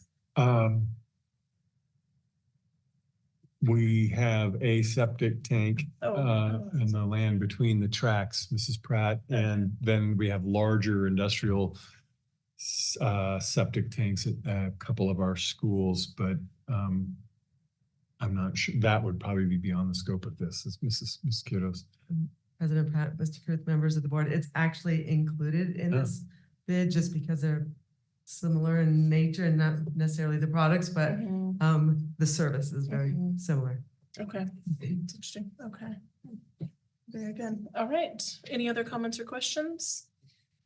This is an action item, so if there's no other comments or questions, then I will call for the vote. All those in favor, please signify by saying aye. Aye. Any opposed? Not seeing any, the motion carries. Thank you. Nature and not necessarily the products, but the service is very. Thought there was similar. somebody coming to have comments about that. Sorry. No, you're good. Our next agenda item is our technology common values. It's a study item. Mr. Kruth? Thank you, President Pratt and members of the board. This is an exciting one that we're bringing forward as a study item. Several of you have participated on this large committee. Mr. Breen and his team led this with this process. So I'm just going to turn it over to him to go through the overview and then fill in any other gaps or pieces as needed. Mr. Breen. Thank you. Superintendent Carruth, President Pratt, members of the board. Like Mr. Carruth said, really excited to come back to you tonight and still in the year 2023. We brought this to the governing board in April, the idea of exploring, looking at some technology, common values. As you know, advancements in digital technology are happening at a very fast pace, exponential, and fully understand those consequences, both positive and negative. We decided to put a group together to create some common values around technology that would stand the test of time. So with the board's blessing, as we presented this idea in April, we decided to move forward.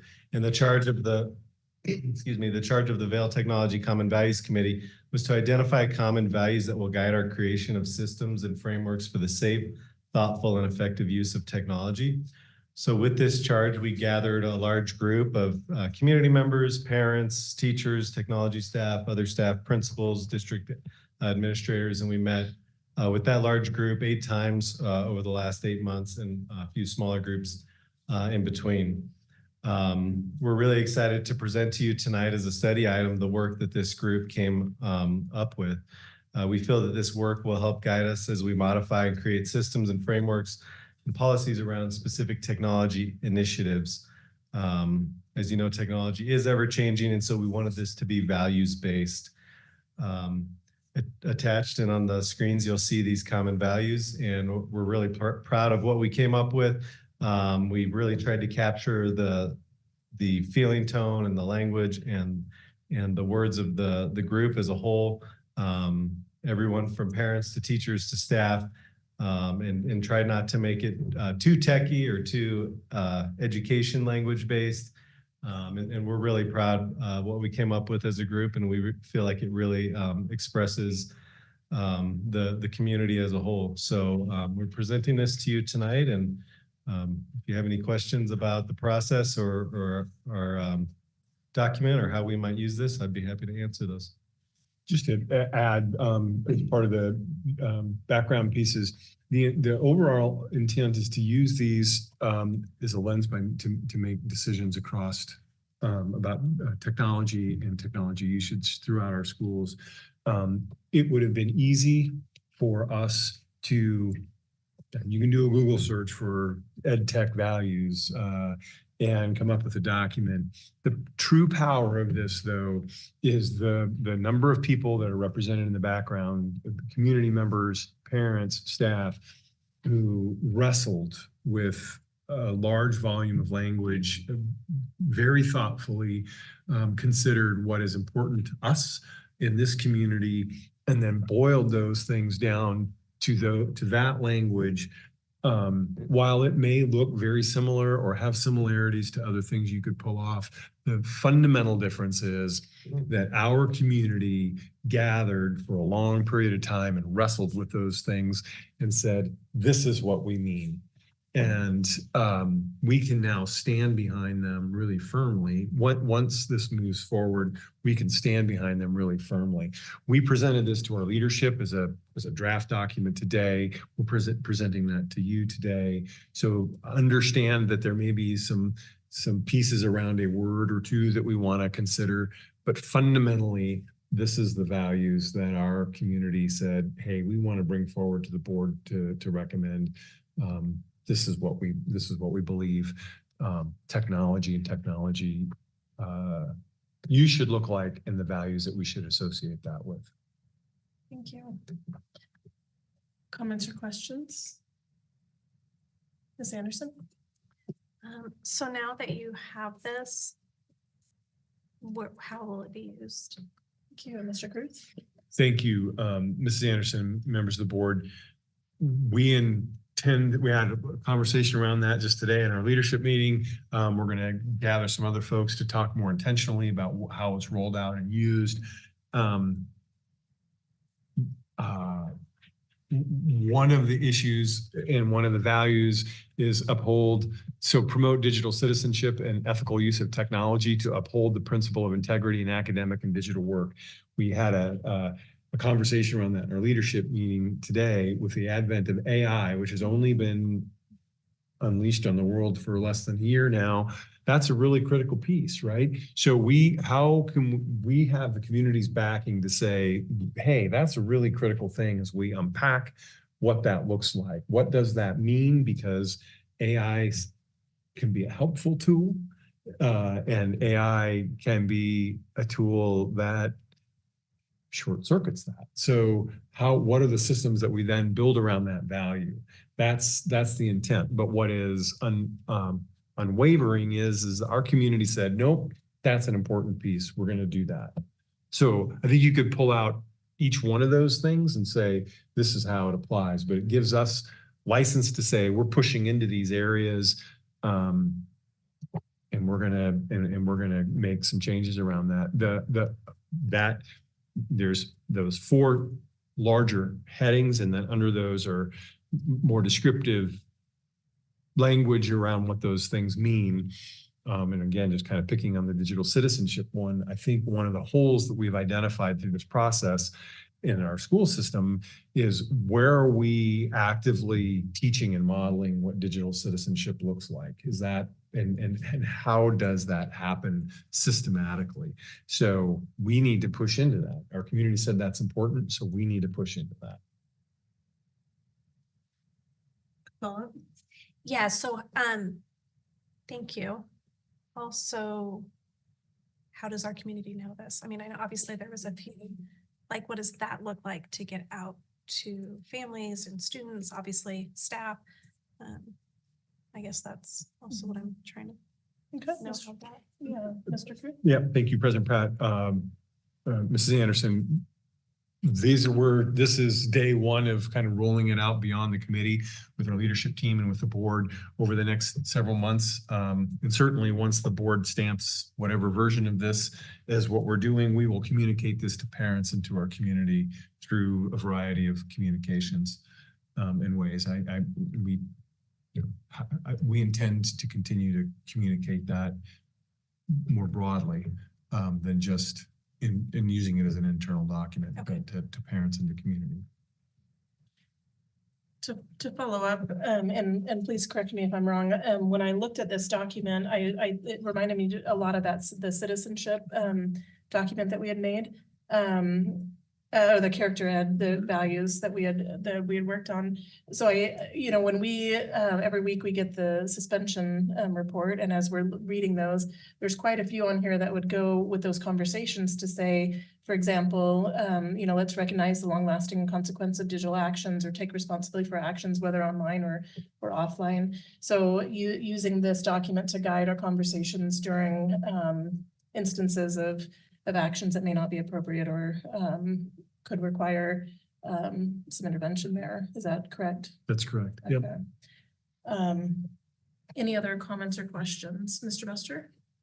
If you could tell me in regards to this document, and again, I appreciate that it is unique to our community. And again, it fosters a community in the right direction. But how well does this model and mirror what is being done currently at universities, colleges, and of course, within industry as we're preparing students for that eventuality? Thank you, Mr. Thank you, President Pratt. Mr. Buster, I'm going to take the first pass at that, and then Mr. Breen can polish it if needed. Fundamentally, there's a lot of similarities on the general components of what other higher ed is looking at, what industry is looking at, what ed tech pieces are looking at. It is in our language, which I think is really powerful, and it is our words. I would say one perhaps stronger emphasis for us, and that is in the first category, is around what does that balanced technology use look like? How are we paying attention to overall wellness and mental health? And what role does technology play in that, and technology use play in that? We had a lot of conversation at the committee level around the need, this is kind of the next big revolution of technology that has occurred in the last 25 years. Maybe 30 years. When I started as an educator, it was just when the internet was getting going, and that fundamentally changed things. And then social media came into play. We did not know at that point what you could see how that was going to impact processes and workflows and education as far as exploring it. We did not know what the impact of that was going to be on social skills and social interactions and mental health and wellness. We know a lot of that now. And so I think what our document does is that's maybe a little bit different than some of the others that we explored, is that there's an emphasis on that, hey, we got to pay attention. We got to learn those from the lessons that we know from our recent past regarding those things and make sure that we are holding those in balance as we're looking at and is continuing to embrace technology, because it is an embracing, but it must be used. It is out there. It's being used whether we want to believe it or not. It's changing the things that we're doing, whether we want to believe it or not. But having conversation around what's its appropriate and effective use and what does that look like around wellness, I think is a lot of the conversation that we had that was, I would say, a little bit different than what we looked at other documents and other groups and industries that you referenced. Is that a fair summary, Yeah. Mr. Breen? Yeah, I would just add one thing, Mr. Caruth, President Pratt, and Mr. Buster, just in terms of how it's maybe crosswalking or linked to some other things that are out there from a national or state standard. Like Mr. Caruth said, it is in our own language of our community, but it's also very much in alignment with our ISTE standards, International Society for Technology and Education. So, students being innovative and a leader and innovative designer, those kinds of pushing technology pieces, but also linked with digital citizenship and just health and wellness. So I feel like we're very much in alignment with some of those, state and national standards, but at the same time, kind of has that Vail language and touch to it. So I do feel like we are, very much in alignment with some of those things that are out there, and in terms of, more towards the K-12 side in terms of that, as far as like digital privacy and safety and keeping the parents involved compared to more than that would happen at the university level. Thank you. Any follow-up questions? No, excellent. Thank you. Ms. Tippett, do you have questions? Yes, thank you. I had the opportunity to join the community working through this process. I really want to emphasize the level of robust discussion and honest discussion that was had as part of this process. Disagreements, even fundamental disagreements being discussed, and those conversations happening in a really respectful way, and in a way that was designed to produce an outcome that would serve all students and all families. And it was very comprehensive. And parents sharing their experiences, parents sharing their concerns, their fears, and also parents sharing their hopes, their expectations. It was a really great process to be part of, and I can tell you that this document really represents the voice of our community. These words were words that we were very specific about being used, and yes, we drilled down into specific words being used in specific sentences,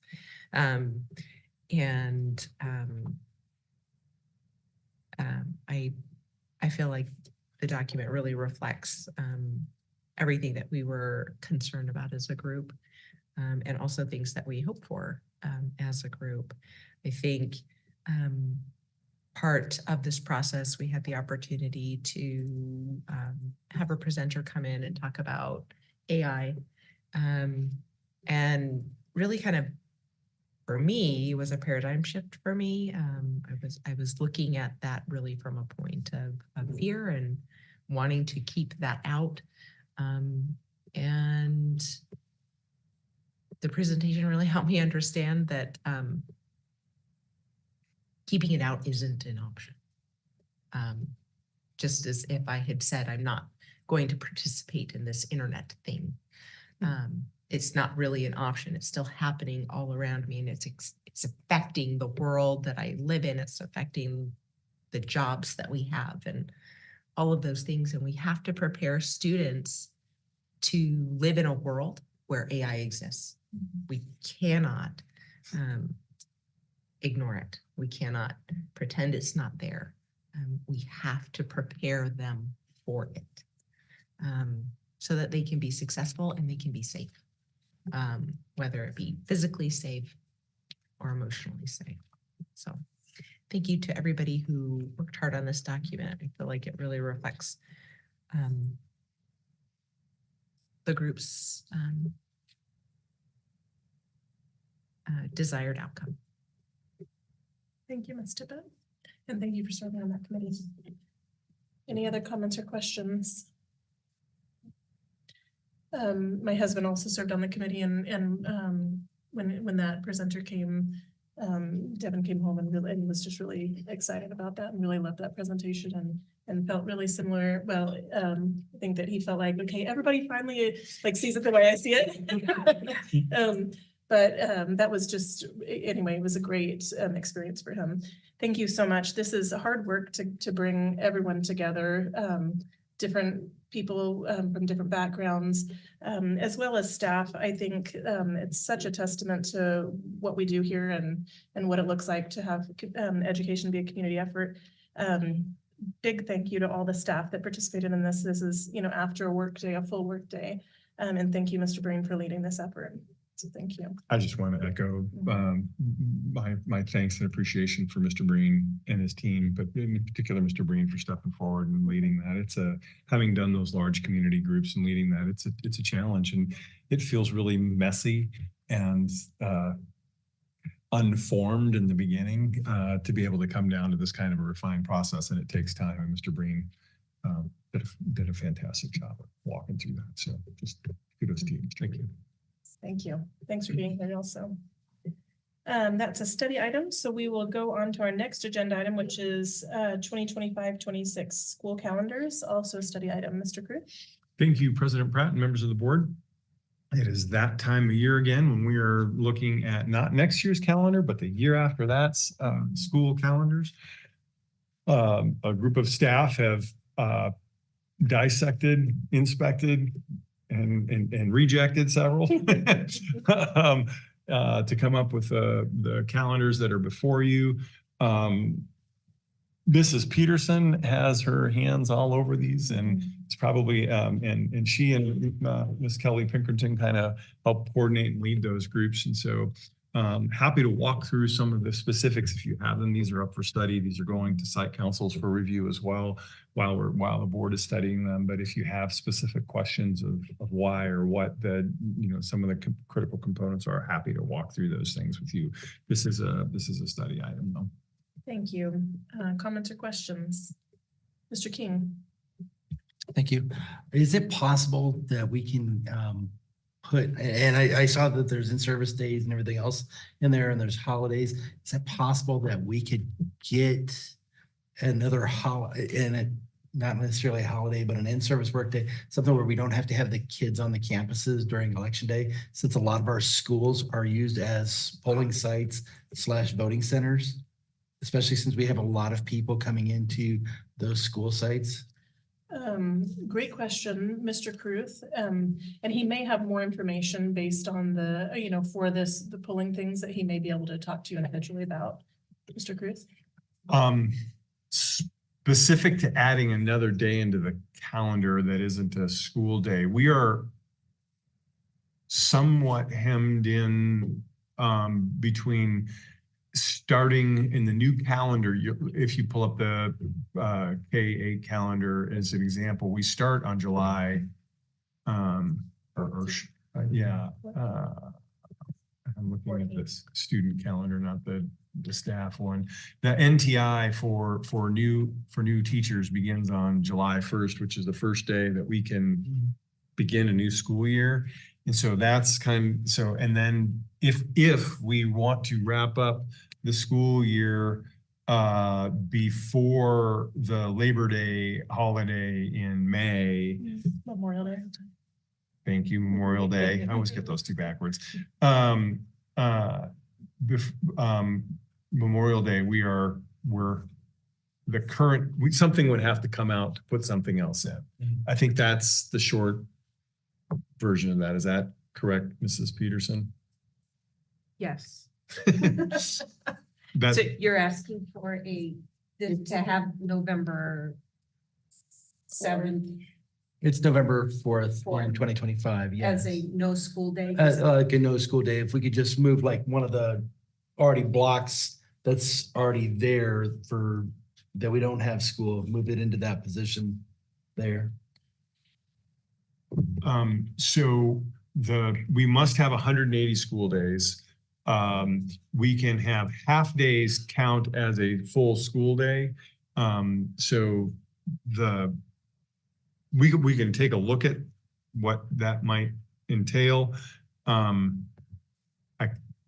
We're squished to get as the calendar is, we have 187 days of teacher contract. So getting 187 days and 180 school days in place becomes pretty challenging. We could move half days for professional development around. I mean, we could look at doing something like that, which would get kids off of a campus maybe portion of the day. That might be something we could take a look at. That'd be easier to do. That's an easier move around than finding a full, another full day. Mr. Kruth, I wonder if we can, if you can talk to Mr. King and see, because if the concern is time to be able to go vote, I think that's, something to talk about. If it's safety, having adults from the community on campus, I think we could address that, so I think back to when I had lots of little ones in tow. If they weren't in school, it would have been harder for me to go and vote. But if that's not the problem that you're necessarily referencing, then if it's more of a safety thing or availability of polling locations, I think we could talk about that too. We could also bring that as a specific question to site councils as they're deciding this. Does that work for you, Mr. King? Yeah, we can continue those conversations. We're not in a huge, I mean, obviously this is 2025. We're not in a huge rush to get this out. I mean, although Mrs. Peterson will tell you, we do have people who want to know what that following year is because they're basing travel plans and or custody arrangements around what the calendar is 18 to 24 months out. But we shall have some time. We can poke around. Perfect. And this will come back to the board as well. We could talk about it again. Ms. Tibbetts. I'm just wondering if the staff has considered wanting to come back like for sure after that July 4th holiday and maybe shaving off a week from one of our larger breaks. I know that is probably heresy. But what feels better? What feels better if those conversations have been had? I know that doesn't necessarily affect families, but families are okay to extend their vacations until after the first 2 weeks in July, and so it's really a sticking point for staff. How they feel about that. Mr. Cruz.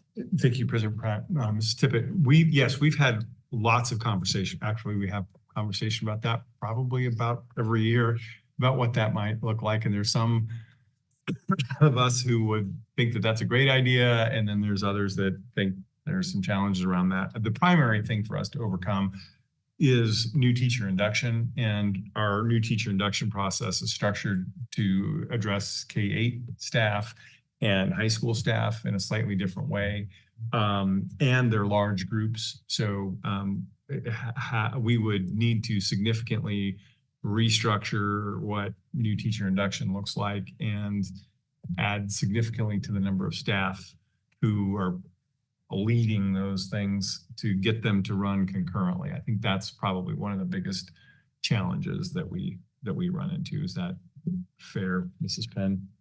Is there anything else you'd? Exactly the situation. When we talk about it each year, one of the other things is first overcoming that particular way that we address the needs of high school and K-8 separately. But then when we start looking at what are the options, because it's just like a household budget, right? It works within certain parameters, and if you want something, then you have to give something up in order to get it.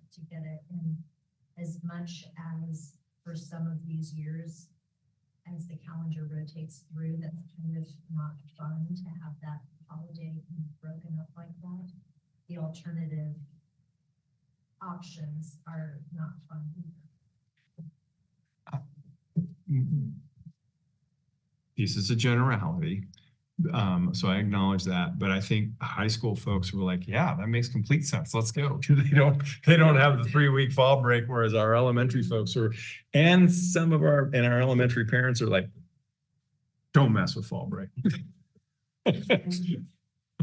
That's the other. I mean, there's liking it.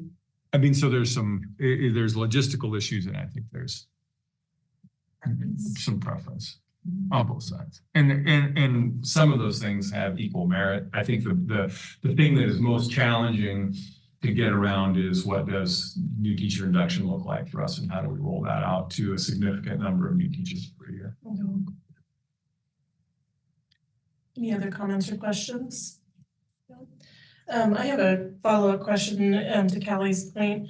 Can you talk me through what that looks like for teachers? Is like so there's MTI, and then on the 3rd it's MTI and it looks like staff return, all staff return. Is that correct? Yes.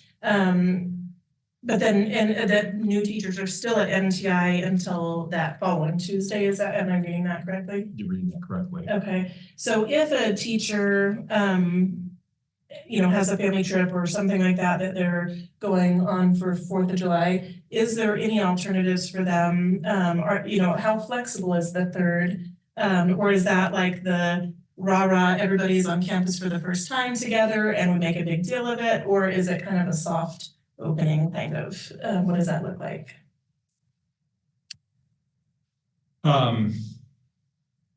We have some principals in the audience too. So the reality is we've got teachers that are in the buildings all summer long, in and out and getting classrooms. They are continuing teachers are rarely just there on their specific work days.